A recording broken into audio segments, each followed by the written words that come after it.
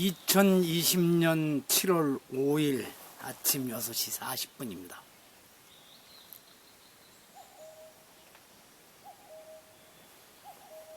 오늘 날이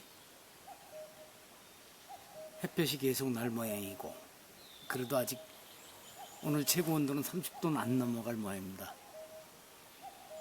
내주 화요일쯤에나마 33도 뭐 이렇게 올라간다고 나오니까 서울 시내에는 오죽하겠습니까. 오늘은 이거 영상 편집 마치고 유튜브에 올린 다음에 커피 한 잔 내려 마시고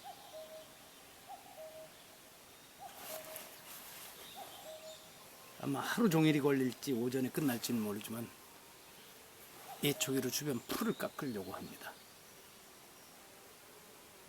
책은 아마 저녁 때쯤이나 가서 좀 읽게 될까 예상하고 있습니다. 어제는 저보다 한 사람은 8살 아래일 거고 한 사람은 17살인가 뭐 이렇게 아래일 텐데 그 둘과 가끔씩 식사를 하고 그럽니다. 네. 어제 가서 점심 탕수육에 짬뽕에 아주 맛있게 먹고 기분 좋게 이야기 나누고 커피까지 마시고 들어오다가 좁은 곳도 아니고 일진역 옆에 개울을 건너는 다리가 아주 큰데 버스까지 다니는 길인데 왜 거기서 여유있게 돌지 않고 뭔 소리가 나서 하니까 아차 다리 기어가게 승용차 뒷문 오른쪽을 긁혔습니다. 돌이켜보니까 처음 운전하던 시절 서울 시흥동에 살 적에 꼭 집 앞에 거의 다 가서 여유있게 돌질 못해서 전봇대에다가 그 뒷문 오른쪽 뒷문 조수석 뒷문 쪽을 긁혀서 그 뒷문만 가로 끼웠던 적이 여러 차례 있습니다. 그래서 그때 카센터에서 그래도 운전석 쪽으로는 안 그러신다고 참 이번이 수십 년 만에 이런 일을 해본 것 같습니다. 가끔 또 그렇다고 그냥 여깁니다. 어제 그렇고 제가 요즘 계속 읽었던 며칠 동안 읽었는데 저자인 정운수님이 선물해준 인물로 보는 한국 선사상사 한 권으로 읽는 한국선의 역사 읽기를 어제 마치고 몇 번 말씀드렸습니다. 아침부터 대개 낮 2시까지는 불교학이나 철학 관련 서적을 읽고 그 다음엔 역사책을 읽는데 어떤 책을 읽을까 하고 책장 이곳저곳을 살피다가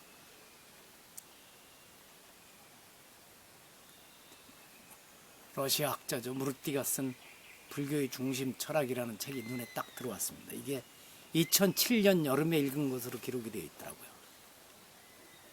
중관에 대한 연구인데 제가 참 좋아하는 김성철 교수가 젊은 시절에 번역한 책이죠. 책을 뒤쳐보니까 13년 전에 빨간 줄을 쳐가면서 열심히 읽었더라고요. 근데 지금은 거의 기억이 안 나고 좋은 책이었구나 하는 생각만 나는데 그래서 13년 만에 다시 이 책을 읽어보기로 하고 가까운 곳으로 옮겨다 놓았습니다. 같은 책을 2번, 3번 읽을 수 있게 된다 그러면 참 그 책 저도 기분 좋은 거고 그 책 자체도 기분 좋을 것입니다.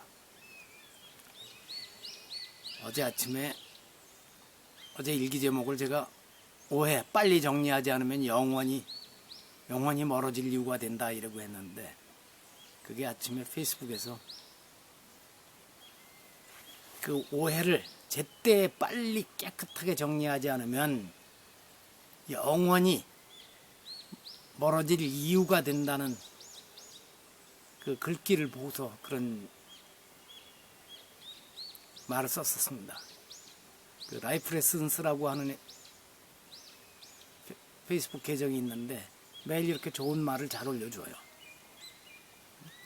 If you don't clear your misunderstanding in time, it becomes the reason for distance forever. 이런 일을 많이 겪습니다.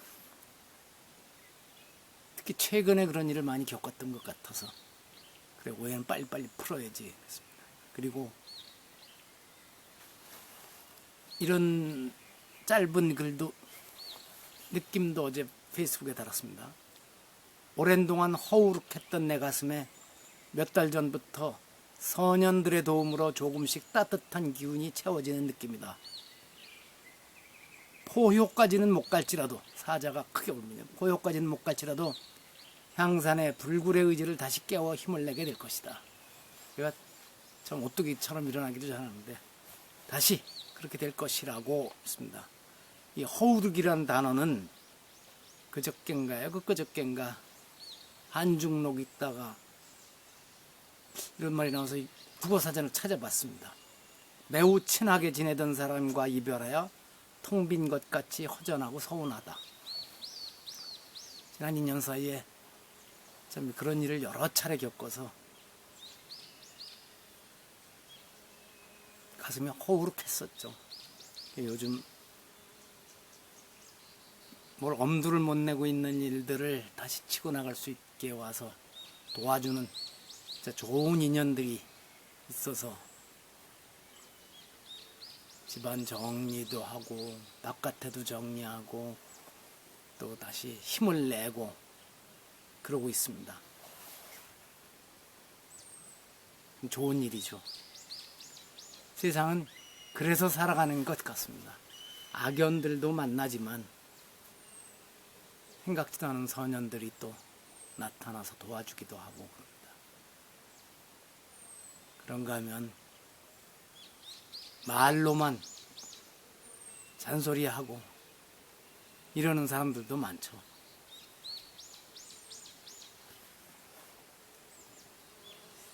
그리고 어제 미국 MBC 뉴스에 나온 것 제목만 얼핏 봤습니다만 지금 지난번에 조지 플로이드인가요? 그 흑인 사망 사건을 계기로 그 인종 문제 시위가 계속 일어나고 미국 전역에 퍼지고 있는데 이 과정에서 옛날에 세워놨던 뭐 동상들을 끌어내리는 일들이 많은 모양입니다. 이게 과연 흑인 이 문제를 해결하는 데 도움이 되는 것이냐, 그 링컨 동상을 포함해서 그 동상들을 끌어내서 부수는 것이 과연 해결책이냐 하는 이런 내용이더라고요. 보니까 글쎄 이것도 역사의 일시적 과정이라고 보면 되겠습니다만 또 반작용을 불러올 것이고 하여튼 고민스럽습니다. 우리도 현재 많이 겪고 있는 비슷한 일을 겪고 있죠. 우리나라는 동상이 이렇게 많지 않아서 다행입니다만 자칫 가다가는 아마 충무공이나 세종대왕 동상을 끌어내린다는 사태가 앞으로 오지 않으리라고는 보장할 수 없을 것 같습니다. 세종대왕인들 찾으면 단점이 왜 없을 것이고 그가 잘못한 일이 왜 없었겠습니까? 이순신 장군도 마찬가지일 것이고요. 하여튼 그렇습니다. 그리고 영국의 또 가디언지에서는 미국의 경찰이 말하자면 경찰의 손에 죽어가는 사람들이 다른 나라 같으면은 한 해 몇 년 동안 죽은 숫자를 미국에서는 며칠 만에 그런 경우들을 겪는다고 이렇게 얘기를 하더라고요. 글쎄요, 정확하게는 잘 모르겠습니다. 그리고 그저께부터 읽기 시작했나요? 중국 한나라 문제 시절에 가의라는 사람이 상소문 형식으로 올린 과진론과 치안책을 읽는데 치안책에 보면은 그런 구절이 있어요. 그러니까 도수, 그러니까 백정이죠. 백정, 짐승을 어떤 도살하는 사람들 중에 명장은 하루아침에 소 12마리를 잡아도 칼날이 무뎌지질 않습니다 하고 올려요. 네, 그것이 왜냐? 등뼈나 엉덩이뼈는 도끼를 써서 하고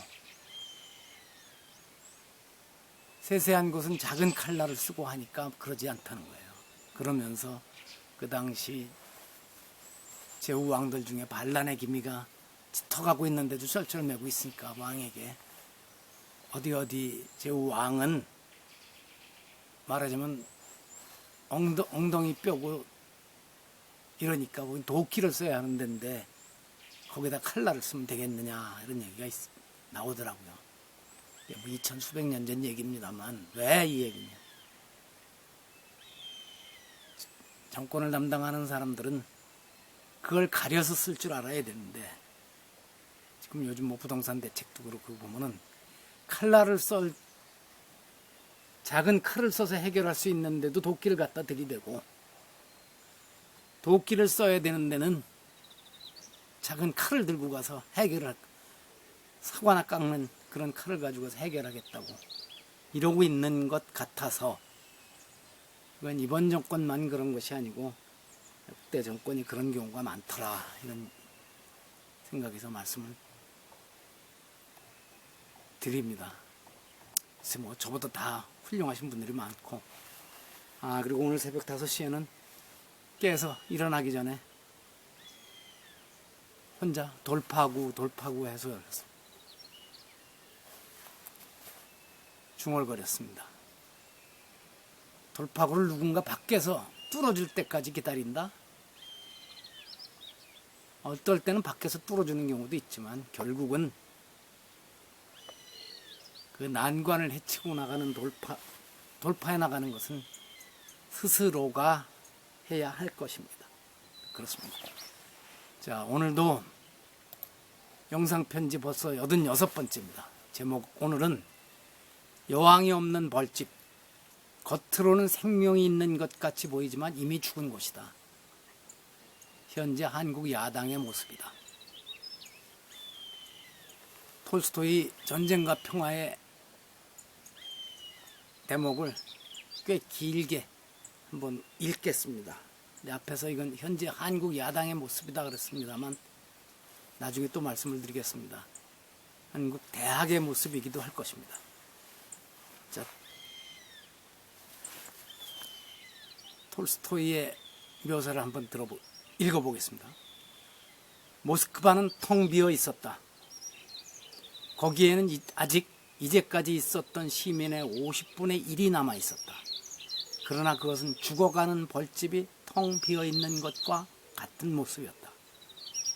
여왕벌이 없는 벌집은 이미 생명이 없는 것이지만 겉으로 보면 그것은 다른 벌집과 마찬가지로 생명을 유지하고 있는 것처럼 느껴진다.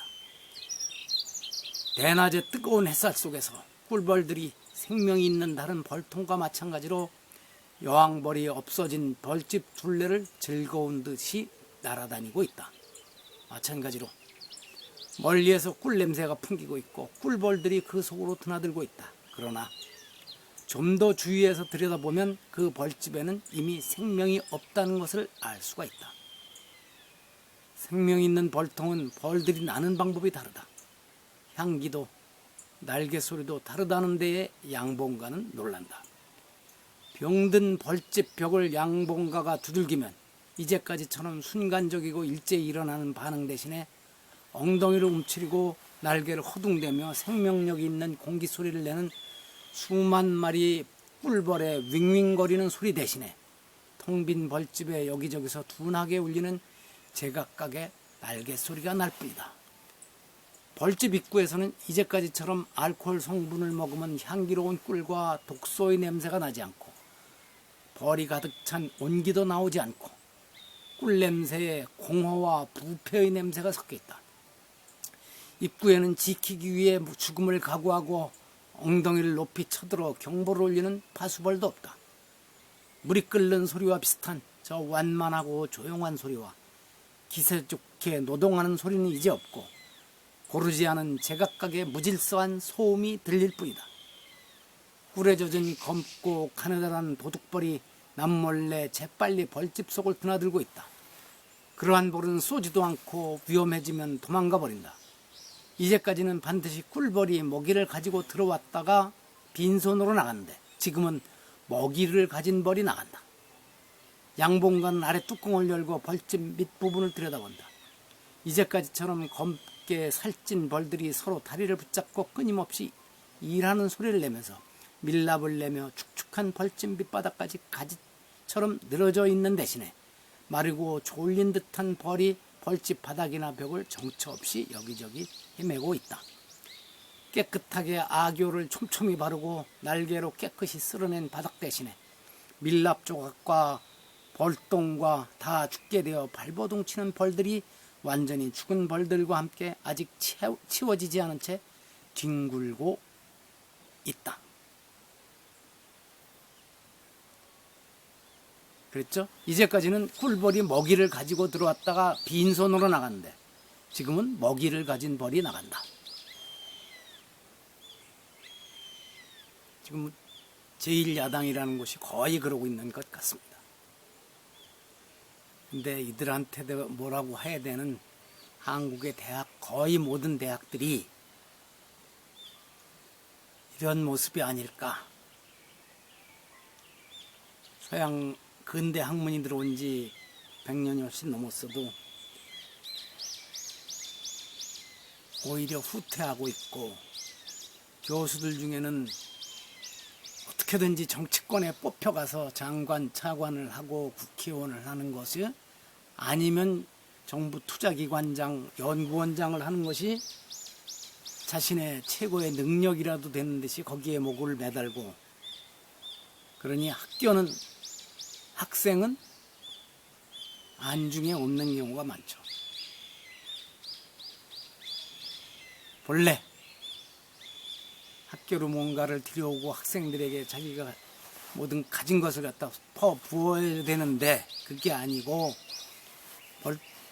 여왕벌이 사라진 벌집의 벌들 모양으로 와서 그 벌들이 와서 꿀을 내가기만 하듯이 그러고 있습니다. 내가 어느 대학 교수라는 그 타이틀로 실은 이름을 파는 거죠. 매명하고 있으면서. 그러니까 어려운 겁니다.